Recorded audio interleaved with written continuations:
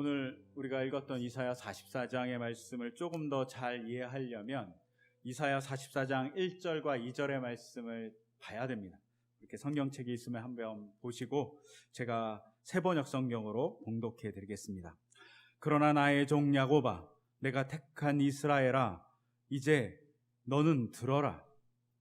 너를 지으신 분, 내가 태어날 때부터 내가 너를 도와주마 하신 주님께서 말씀하신다. 나의 종 야곱아, 내가 택한 여수르나 두려워하지 말아라. 이렇게 기록되어 있습니다. 이거를 조금 제가 아는 조금의 능력으로 히브리어 어순대로 번역해 봤습니다. 그러면 조금 다른 느낌이 드실 거예요. 그냥 제가 번역한 걸 읽어드리면 이렇습니다. 야, 들어라. 나의 종 야곱아, 이스라엘을 내가 선택했다.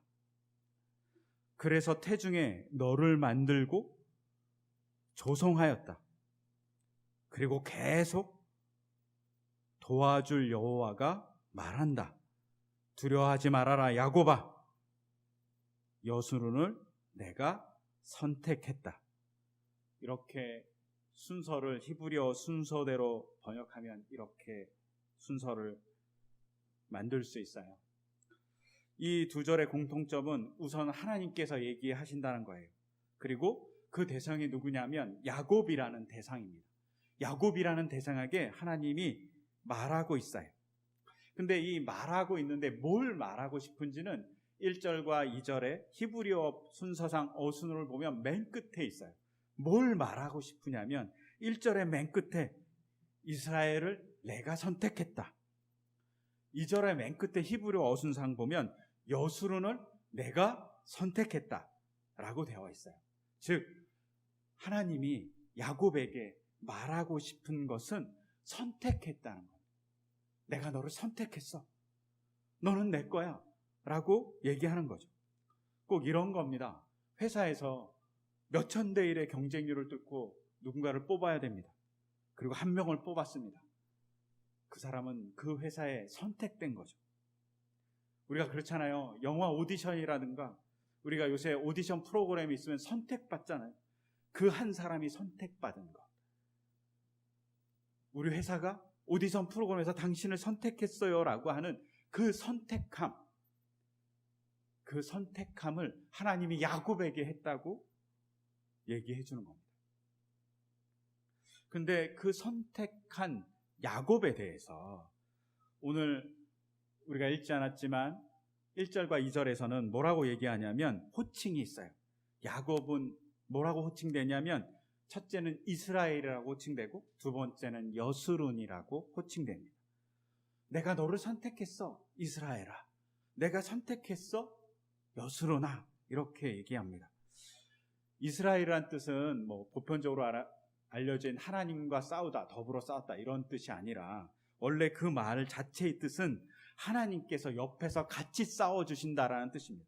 내가 옆에서 같이 싸워줘. 내가 선택한 이스라엘 너는 내가 항상 옆에서 도와주는 그런 백성이야 라고 얘기합니다.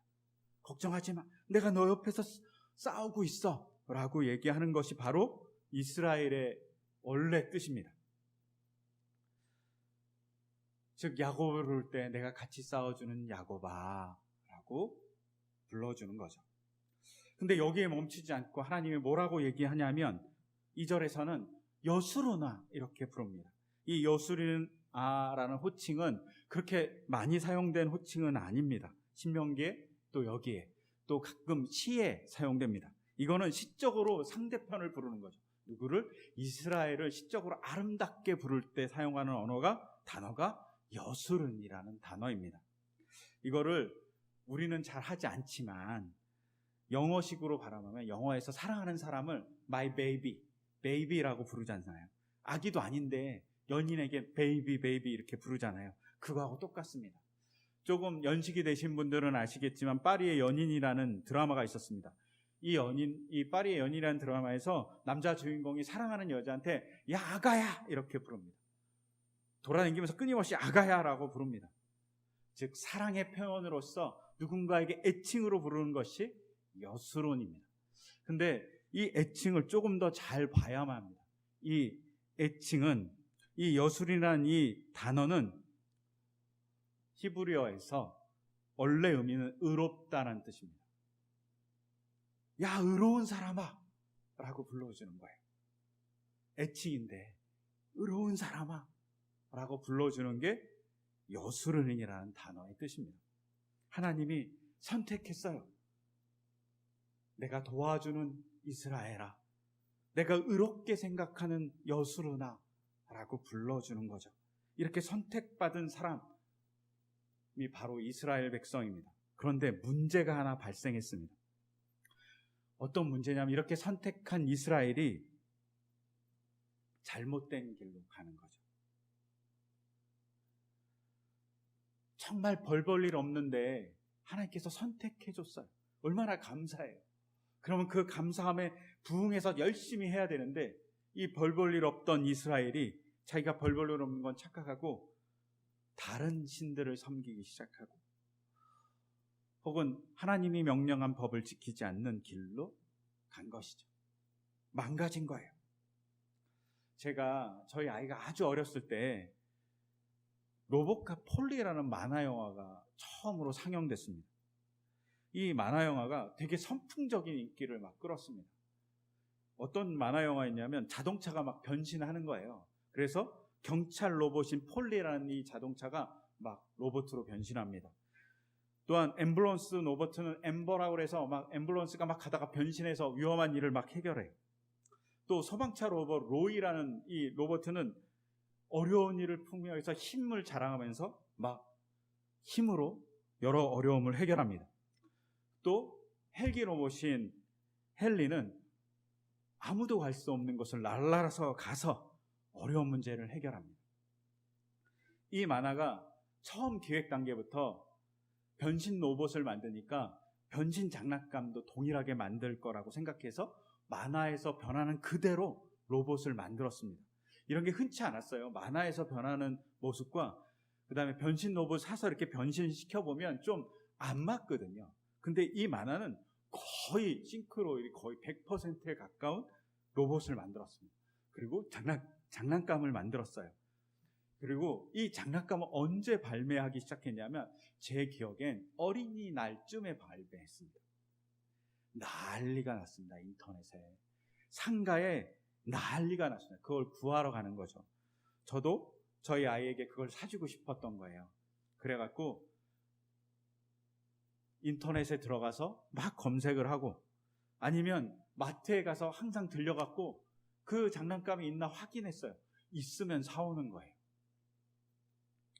제가 인터넷에 들어가서 한번 이렇게 막 검색을 하니까 원래 정가보다도 몇 배 비싸게 받는 거예요. 어떤 사람이 매점매석해서 막 인터넷에 그걸 막 몇 배씩 받는 거죠. 부모가 사주고 싶은 마음 혹은 아이들이 막 사달라고 하는 그 졸음을 이용하는 거죠. 근데 한번 상상해 보세요. 이런 장난감이 어느 날 우연히 마트에 들어갔는데 딱 하나 있는 겁니다. 어떻게 하겠습니까? 정말 정신없이 뛰어가서 그 장난감을 획득하기 위해서 최선의 노력을 다할 것입니다. 그리고 그 장난감을 딱 획득한 다음에 선택했죠. 획득한 다음에 너무나도 기쁜 마음으로 계산대에 당당하게 걸어올 겁니다. 그러면서 계산을 하면서 집에 전화하겠죠. 여보 드디어 구했어. 있더라고. 마지막에 하나 남은 거 내가 샀어. 막 이렇게 전화하지 않았겠습니까? 그리고 너무나도 기쁜 마음에 그 마트의 주차장에 와서 차에 타려고 그리고 차의 트렁크에 그 장난감을 딱 실으려는 순간 바람이 불거나 사람이 지나가서 그 장난감을 그냥 놓쳤어요. 그 장난감이 떼글떼글 굴러갖고 차가 지나가는 도로에 떨어졌습니다. 차도 잘 지나가지 않는 그 주차장 도로에 우연찮게도 차가 지나간 겁니다. 그것도 너무나도 우연찮게도 그 타이어가 하나밖에 남지 않은 그 장난감을 밟고 지나가 버렸습니다. 장난감이 산산이 부서졌어요. 억장이 무너지겠죠. 여러 생각이 막 스쳐 지나갈 겁니다. 첫째는 왜 하필이면 그때 바람이 불어서, 아니면 사람이 스쳐 지나가서, 아니면 하필 자동차가 그 시간에 지나가고 차라리 전화라도 하지 말걸, 이런 생각을 막 하지 않았겠습니까? 전화라도 하지 않았으면 그래도 다음번에 기회가 있을 때 사서 가면 되니까. 근데 전화해갖고 기대하는 마음으로 있을 아내와 아이의 마음이 막 쓰라리게 막 다가오겠죠. 아니면 올해 초 마스크가 정말 품귀 현상이었습니다. 근데 이때 한 대형마트에서 마스크를 대량으로 판다는 소문이 돌았습니다. 그러자 사람들이 어떻게 했냐면 이 대형마트가 아침 10시에 여는데 그 전날 밤부터 그 마트 입구에서 사람들이 막 줄을 서기 시작했어요. 그때는 추웠습니다. 파카를 입고 엄동설 안에 사람들이 밤새도록 서 있었던 거죠. 그 마스크 하나 사려고. 어떤 마스크입니까? 그 마스크 하나 있으면 그래도 코로나 바이러스를 막아줄 거라는 기대, 가족들이 조금은 더 안전하게 건강하게 오랫동안 쓸 수 있는 마스크를 많이 구할 수 있으니 감사하게 기다렸겠죠. 그리고 정말 그 마스크를 아침에 문에 10시가 열려서 후다닥 들어가서 순번에 맨 마지막에 마스크 상자를 받았다고 상상해 보세요. 엄청 기쁘겠죠. 또 전화하는 거죠. 여보, 내가 마스크 샀어. 걱정하지 마. 이렇게 전화했을 겁니다.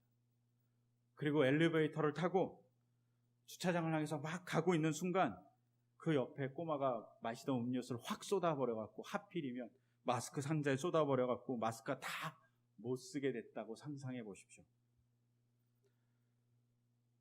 그 순간 아이에게 화도 낼 수 없습니다. 아이잖아요. 하필 부모가 소홀히 관리해갖고 아이가 마스크에 음료수를 쏟은 것을 뭐라고 그러기에도 참 민망합니다. 그 사람도 미안하겠죠. 이 오염된 마스크를 어떻게 하겠습니까? 그 사람이 배상해 준다 그래도 살 수가 없어요. 마지막 마스크니까. 안타까운 현실이 벌어진 거죠. 이렇게 마지막 장난감? 마지막 마스크가 망가져 버렸습니다. 절망이죠. 그런데 하나 더 가정해 봅시다. 이 마트에 정말 특이한 기계가 하나 있는 겁니다. 어떤 기계가 있냐면 그 마트에서 산 물건은 무조건 그 기계에 망가졌을 때 넣으면 원상복구가 되는 정말 이상한 기계가 있다고 상상해 보세요. 정말 깨진 자동차가 밟아갖고 산산 부서진 장난감을 거기에 딱 집어넣으면 원상복구가 되는 겁니다. 훨씬 더 아름답고 훨씬 더 좋게 깨끗하게 원상복구가 되는 겁니다. 아이가 음료수를 쏟아서 완전히 못 쓰게 돼버린 마스크가 그 기계에 집어넣으면 오염은 사라지고 마스크로서의 완전한 성능을 발휘할 수 있는 마스크가 된다고 한번 상상해 보십시오. 그 기계가 아무도 모르게 몰래 숨겨져 있는 것이 아니라 그 마트에 정말 강한 강점이고 그 마트가 자랑하고 있는 상품이라고 생각해 보세요. 그러면 어떨까요? 상품이 망가졌을지라도 그 상품을 산 아버지는, 손님은 그래도 희망이 존재합니다. 여러분, 이 말도 안 되는 이 비유가 사실은 오늘 읽었던 여러분의 본문 안에 있는 겁니다. 이스라엘 백성이 손상당했어요. 이스라엘 백성이 죄를 범했어요. 44장에서 너희를 선택했다라고 얘기했을 때 그 선택한 이스라엘 백성은 악한 백성이에요. 하나님이 선택했지만 우상을 섬겼고, 이사야서 전체를 보고 44장과 1장을 보면 악하고 하나님을 버린 백성이에요. 오염된 백성이고 망가진 백성이에요. 심지어 이사야서 1장은 뭐라고 얘기되고 있냐면 이스라엘 백성이 소돔과 고모라 같대요. 정의롭지 않아요. 하나님이 보호해줘도 전혀 보호를 받고 싶어 하지 않는 그런 이스라엘 백성이라고 얘기하는 거죠. 너희가 소돔과 고모라라고 얘기하니까요. 여러분, 소돔과 고모라가 어떤 도시입니까? 죄악의 도시를 상징하죠. 이 죄악의 도시가 너무 죄악이 강하니까 어떻게 사람들이 바라보고 있냐면 이 도시가 너무나도 사람을 괴롭혀서 백성을 괴롭혀서 온 세계가 울부짖는다고 되어 있습니다. 너무나도 그 악함이 강해서 울부짖는다고 되어 있는 도시가 소돔과 고모라예요. 그걸 단적으로 보여주는 게 뭐냐면 천사들이 나그네의 모양을 하고 방문합니다. 그럴 때 어떡합니까? 그들을 불러내서 우리가 상관하겠다라고 얘기합니다. 이 상관하겠다는 것이 뭐냐면 우리가 그 사람을 갖고 재밌게 놀겠다는 겁니다. 나그네라는 게 어떤가요? 약자잖아요. 나그네라는 게 능력도 재력도 군사력도 없는 사람들입니다. 그냥 떠돌이에 지나지 않아요. 그런데 그 나그네를 도시에 있는 사람들이 강력한 힘을 가지고 연합해서 폭력을 행사할 수 있는 이 소돔과 고모라의 사람들이 우리의 힘을 가지고 너를 갖고 놀겠다라는 겁니다. 그래서 이 도시의 울부짖음이 크다라고 얘기하는 겁니다. 근데 이 모습과 이스라엘의 모습과 똑같다라고 얘기합니다. 얼마 전 코로나 바이러스가 창궐할 때 호주에서 한국 사람이 동양인이라는 이유로 맞았습니다. 호주에서 이민자인지 유학생인지 약자잖아요. 근데 호주에 거주하고 있는 그들이 폭력을 행사한 거죠. 인원도 많고 자기의 거주지고 힘도 세고. 근데 연약한 유학생 혹은 여행객을 팬 겁니다. 이런 일들이 벌어진 거죠. 강대국이 약소국을 그런 식으로 괴롭히는 것, 그것이 소돔과 고모라 뿐만 아니라 이스라엘에서도 있었다라고 얘기하는 겁니다. 정의가 사라진 거죠. 약자를 괴롭힙니다.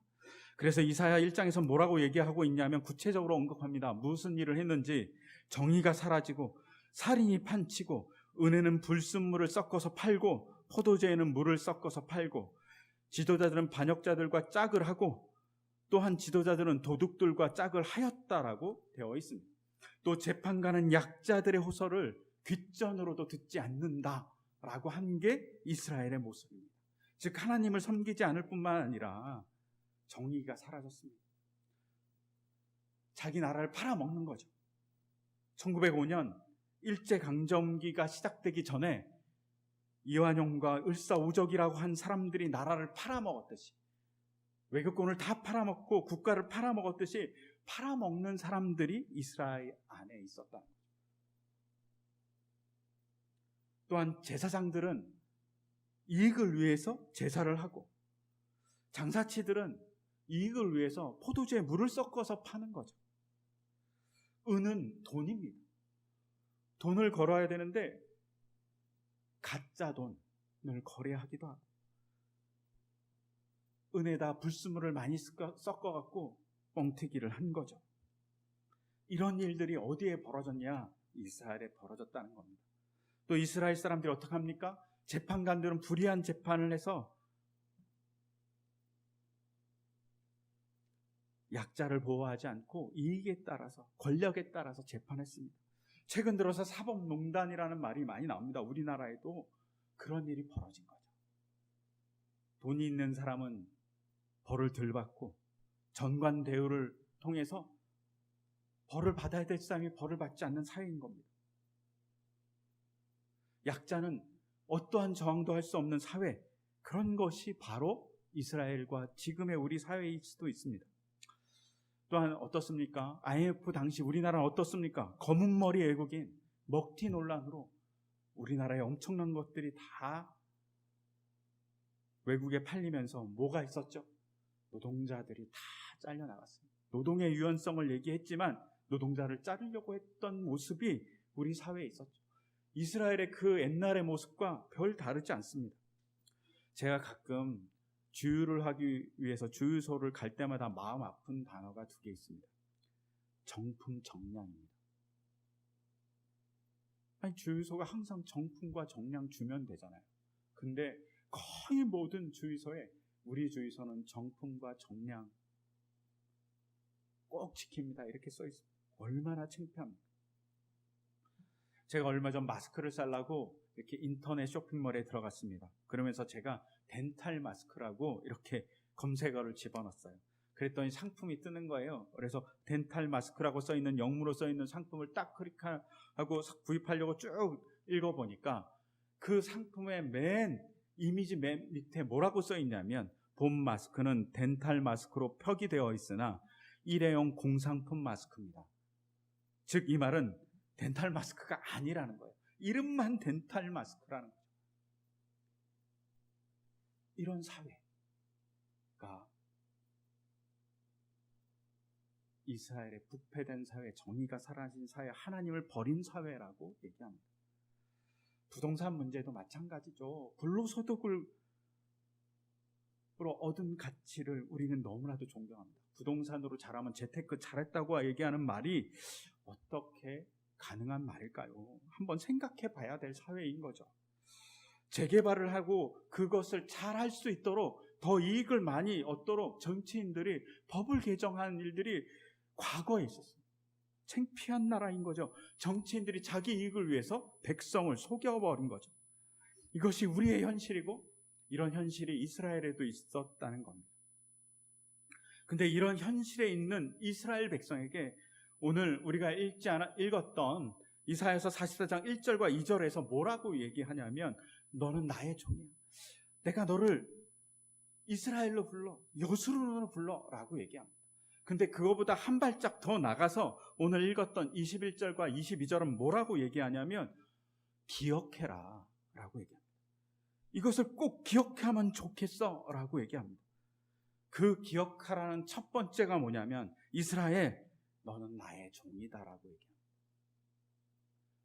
이게 뭐 막 불어갖고 노예같이 써먹는 종, 너는 그런 신분이야 이렇게 얘기하는 게 아닙니다. 이 종이라는 말은 국가의 관리 같은 사람입니다. 국가의 왕이 이렇게 얘기하는 거죠. 너무나도 총애하는 신하에게 너는 내 오른팔이야, 너는 내 왼팔이야 라고 얘기하는 거와 똑같은 말입니다. 이스라엘, 너는 나의 종이야 란 말은 하나님이 통치하는 나라, 하나님의 나라에 너는 나의 동역자야 라고 얘기하는 거죠. 그걸 기억해줘. 그걸 잊지 마 라고 얘기하는 겁니다. 네가 이 땅을 하나님의 나라로 만드는 동역자야 라는 걸 잊지 마 라고 얘기하는 거죠. 그리고 두 번째 기억하라고 얘기하는 건 뭐냐면, 하나님이 내가 너를 지었다고, 내가 너의 창조자라고 얘기합니다. 그러면서 이스라엘 사람들이, 특히 이사야는 창조에 대한 얘기를 많이 하는 사람인데 창조를 스캔하게 되겠죠. 쫙 스캔합니다. 하나님이 창조했을 때 어떻게 합니까? 아담과 하와가 에덴 동산에 살게 보호하시고 울타리를 만듭니다. 근데 아담과 하와가 범죄했습니다. 그럴 때 그 창조자가 어떡합니까? 야, 내가 잘못 만들었어, 이거 없애버려야지. 없애버립니까? 그렇지 않습니다. 그 죄진 것을 아는 사람들에게 보호로 가죽옷을 만들어주고요, 그들이 살 수 있는 땅으로 인도하십니다. 에덴 땅에는 살 수 없지만 그들이 살 땅이 존재했습니다. 그들이 가족을 이루고 살고 하나님 때문에 자식을 얻었다고 해서 아들을 가인이라고 얘기했습니다. 근데 이렇게 보호하면서 살던 그 가족들 중에 가인이라는 아들이 자기 동생 아벨을 살인합니다. 그럴 때 어떡합니까? 야, 내가 창조해서 가족을 이루게 만들었던 얘네들이 서로 가족끼리 죽이고 그러네. 얘네들을 버려야겠어. 그러지 않습니다. 가인이, 하나님, 제가 땅에서 농사를 질 수 없도록 벌을 받았습니다. 유리하도록 벌을 받았습니다. 하나님 두렵습니다. 얘기할 때 가인에게 표를 줍니다. 뭔 편인지 알 수 없습니다. 근데 그게 낙인이 아니라 가인을 보호하기 위한 보호장치였습니다. 그리고 하나님이 어떡합니까?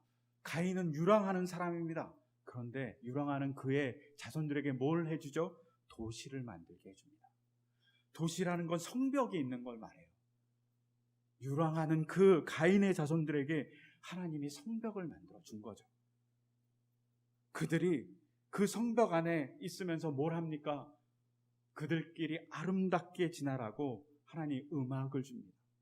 가인의 자손들이 음악을 만들어서 나눕니다.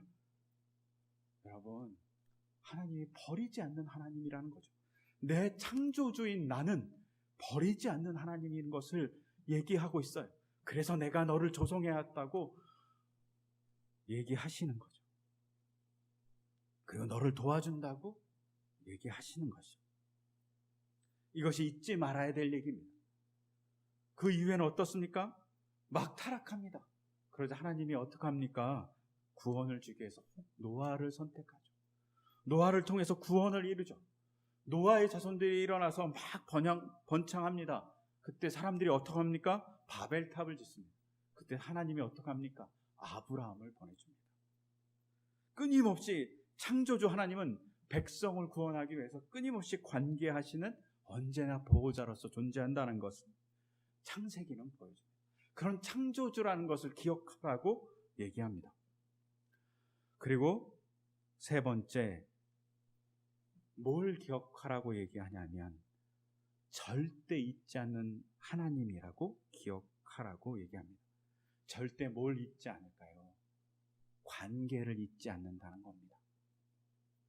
너와 나가 관계가 있다는 것을 절대 잊지 않는다는 겁니다. 그것을 알 수 있는 게 오늘 읽었던 누가복음 15장에 나오는 대표적인 그냥 탕자의 비유라고 하는 이 비유입니다. 둘째 아들이 아버지에게 가서 살아있는 아버지에게 유산을 달라고 얘기합니다. 그냥 유산을 달라고 얘기하는 게 유산을 달라고 얘기하는 거죠. 그런데 이 유산을 달라고 하는 얘기가 뭘까요? 아버지를 죽이는 행위이죠. 아버지를 죽인 겁니다. 아버지가 관계없는 사람이 돼버린 겁니다. 아버지가 관계없는 사람이 됐으니까 어떻게 되냐면 둘째 아들이 떠납니다. 멀리 떠나가죠. 재산을 탕진합니다. 그리고 공교롭게도 흉년이 듭니다. 먹을 것이 없으니까 이 사람이 어떻게 합니까? 돼지 치는 사람에게 가서 돼지 치는 사람이 됩니다. 그리고 그 돼지가 먹는 주염 열매라도 배부르게 먹고 싶다라고 얘기합니다. 그런데 배부르게 먹지 못한 이 현실에서 아들이 뭐라고 얘기합니까? 아들에 대해서 뭐라고 얘기하냐면 그때서야 제정신이 들었다라고 기록하고 있어요. 15장 17절. 즉 제정신이 든 거죠. 내가 아버지를 죽인 사람이, 내 마음에서 아버지가 죽었어요. 관계가 없으니까. 그리고 깨달아요. 그리고 뭐라고 얘기하냐면 아버지의 품꾼으로 가야 되겠다. 아버지의 품꾼은 그래도 먹고 살 수는 있다라고 얘기합니다. 여기서 중요한 단어 품꾼입니다. 여러분, 품꾼이라는 헬라어는 미스티오스라는 단어입니다. 이 미스티오스라는 단어는 어떤 단어냐면 그냥 일용직, 돈을 받아서 일하는 사람이에요. 우리가 잘 알잖아요. 종이라는 단어 많이 얘기하잖아요. 둘로스, 저번에 얘기했던 사랑하는 종을 얘기했다는 파이스, 이런 단어 잘 알잖아요. 근데 이 단어를 쓰지 않아요. 이 단어를 쓰지 않고 자기는 어떤 종이 되어야 되냐고 얘기했을 때 미스티오스라는 종이 되어야 되겠다고 이 둘째 아들이 생각해요. 그 말은 뭐냐면 아버지의 집안의 종이 되는 게 아니에요. 일해서 그냥 돈을 받는 종 정도. 즉 그 집안과 관계없는 사람인 거예요. 돈으로만 관계 있는 사람으로밖에 내가 살 수 없구나. 왜? 자기가 관계를 끊었으니까요. 자기 마음에 관계의 죽음이 있었으니까요. 이걸 더 잘 알 수 있어요. 어떻게 잘 알 수 있냐면 우리가 읽지 않았지만 아들이 왔어요. 그랬더니 아버지가 어떻게 합니까? 자기 종에게 시켜갖고 가장 좋은 음식을 준비하라고 그러고 옷을 준비하라고 그러고 반지를 준비하라고 그래요. 종. 근데 여기서 종은 헬라어로 둘로스입니다. 즉 집안의 종은 둘로스인 거예요. 그 집안과 관계 있는 사람은 둘로스로 표현하고 있는데 아들은 그 종자차 될 수 없는 자기를 미스티오스라고 생각합니다.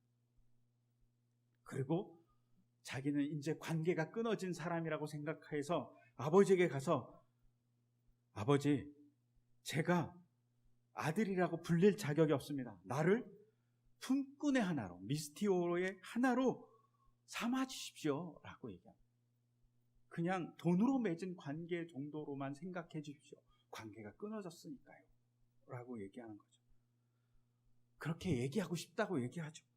그때 멀리서 아들이 오는 것을 보고 아버지가 어떻게 합니까? 20절에 보면 그가 일어나 아버지에게로 갔다. 그가 아직도 먼 거리에 있는데 그의 아버지가 그를 보고 치근히 여겨 달려가 그의 목을 껴안고 입을 맞추었다고 되어 있습니다. 그냥 돈으로 관계인 품꾼으로 정도 생각하는 그 관계를 생각했던 아들에게 아버지는 달려가요. 그리고 그를 껴안아요. 그리고 그를 입맞춥니다. 아버지는 기억하는 거죠. 뭐로? 그를 아들로 기억하는 겁니다. 아들은 아버지를 돈을 주는 그냥 물주로 기억합니다. 그런데 아버지는 아들로 기억합니다. 그래서 우리가 읽지 않았지만 누가복음 15장 24절에 뭐라고 얘기하냐면 나의 이 아들은 죽었다가 살아났다라고 얘기합니다. 자기가 죽었다 살아난 아들로 생각한다는 거죠. 아들은 죽었던 거라고 생각하는데 아버지는 그게 아니라 네가 죽었다고 생각하지만 나는 기억한다. 너가 나의 아들인 것을. 그리고 너는 지금 살아있다라고 얘기합니다. 즉 하나님이 기억하는 거죠. 뭐로? 이스라엘 백성을 택해서 사랑하는 자로, 그리고 귀한 자로, 하나님의 동역자로 기억하고 있다는 거죠. 근데 그를 위해서 하나님이 뭘 하냐면 우리가 정확하게 봐야 될 중요한 네 번째로 기억할 것이 있습니다. 이 네 번째로 기억할 것이 뭐냐면 내가 너를 구원하였다는 겁니다. 여러분, 돌아오면 구원해 줄게 이런 말이 아닙니다. 네가 나에게 사죄하면 용서해 줄게 이런 말이 아니에요. 용서가 선행됐어요. 이걸 히브리 원문으로 보면 더 정확하게 드러나요. 돌아오라는 건 명령어로 되어 있어요. 근데 내가 너를 구원하였다라는 건 이미 완료된 상태예요. 완료로 되어 있어요. 히브리어로 게알티카라는 말은 내가 너를 완전히 그 전에 네가 사죄하기 전에 용서했어, 구원했어 라는 말입니다. 완성된 거예요, 구원이. 근데 이 구원의 완성과 실현은 언제 실현되냐면 돌아올 때입니다. 하나님은 이미 용서했는데 돌아와야지만 구원이 구현됩니다. 둘째 아들이 아버지가 기다려서 너는 내가 아들인 것을 잊지 않고 있어 제발 돌아와 라고 했을 때 아들의 자리, 즉 미스티오스라는 품꾼의 자리가 아니라 아들의 자리로서 회복되는 것은 그가 돌아올 때만 가능한 일입니다. 돌아가야 되는 거죠. 그러면 돌아가는 게 뭘까요? 돌아가는 것은 우리가 하나님을 믿는 자리에 끊임없이 서 있는 겁니다. 그리고 돌아가는 것은 이사야서 1장에 얘기했던 악의 자리에서 벗어나는 거죠. 속이지 않고 약자를 괴롭히지 않고 그리고 조금은 더 정직하게 살아가는 것, 그것이 속이지 않는 겁니다. 또한 이것이 그냥 그런 과거에만 일이냐? 그렇지 않아요. 우리에게도 이 일이 벌어집니다. 어떻게? 오늘 읽었던 히브리서 7장 27절에 보면 뒷부분에 그가 자기 자신을 바쳐서 단 한 번에 이 일을 이루셨기 때문입니다라고 얘기합니다. 예수님의 십자가의 사건이 2000년 전에 단 한 번 일어났습니다. 그것이 인류의 모든 죄를 이미 용서해주고 사했다라는 증거라고 얘기합니다. 그 단 한 번의 사건이 이미 용서의 사건으로 존재합니다. 근데 그 용서의 사건을 구현하는 건 우리가 돌아오는 거예요. 약자를 돌보고 그리고 어려운 사람을 돌보는 일입니다. 그런 면에서 이번 코로나 사태에서 우리가 조금 더 약자를 돌보는 것은 어쩌면 모이지 않고 이 온라인 상태에서 우리가 배려함으로 예배 드리는 겁니다. 정말 온라인 상태로 예배 드리는 거 어렵잖아요. 처음에는 열심히 들을 수 있지만 딴짓할 수밖에 없는 유혹거리가 너무나도 많은 이 상태이지만, 우리가 전파를 막기 위해서 우리가 조금 더 신경 쓰면 많은 사람들이 덜 아플 테니까 그것을 하기 위해서 우리가 온라인이라도 열심히, 그리고 온라인에서 말씀을 보는 것을 열심히, 매일 아침 매일 성경을 조금씩 보는 것, 저녁에 조금 보는 걸 조금 열심히 할 때 우리는 하나님께 돌아가고 하나님이 원하시는 하나님 나라의 동역자의 삶을 살 수 있게 될 거라고 믿습니다. 그것이 우리가 바로 돌아가는 겁니다. 그것이 교회가 할 일이고 교회가 같이 모여서 같이 고백해야 될 일이라고 믿습니다. 여러분, 용서는 이미 선행되어 있습니다. 그 용서를 돌아올 때만 구현됩니다. 그 구현을 우리 공동체가 실현해 가기를, 그리고 경험하기를, 여러분들이 하나님께 돌아가서 아버지의 그 따스함과 회복을 느꼈듯이 신앙의 회복이 있기를 소망합니다. 그런 회복과 그런 만남이 있기를 간절히 바라는 마음으로 이 시간 잠시 제가 기도드리겠습니다. 하나님, 이스라엘 백성이 망가질 대로 망가졌을 때 너는 망가졌으니 버리겠어라고 얘기하신 것이 아니라, 너희는 내가 가장 사랑하는 자라고 불러주시고 의로운 자라고 불러주시고, 그리고 그들에게 이미 너희 죄를 구름이 물러나듯이 안개가 사라지듯이 용서했다고, 그러니 돌아오라고 얘기하시는 이사야서의 말씀이 있습니다. 주님, 우리에게도 동일하게 말씀하십니다. 하나님, 우리가 주님께 돌아가기를 소망합니다. 신앙이 흔들릴 때 돌아가게 하시고, 우리의 사회가 엉망이었을 때 주님에게 돌아가서 사회가 하나님의 정의로운 사회로 회복되기를 소망합니다. 그렇게 인도해 주실 주님을 기대합니다. 주님, 둘째 아들이 아버지의 그 사랑을 만났듯이 우리가 돌아감을 통해서 주님의 사랑을 경험하기를, 우리의 신앙이 더 깊어지기를, 주님의 잔치에 참여함으로 예배의 즐거움이 회복되기를 소망합니다. 그렇도록 우리를 이끌어 주실 주님을 기대하며 이 모든 것 주 예수 그리스도의 이름으로 기도드립니다. 아멘.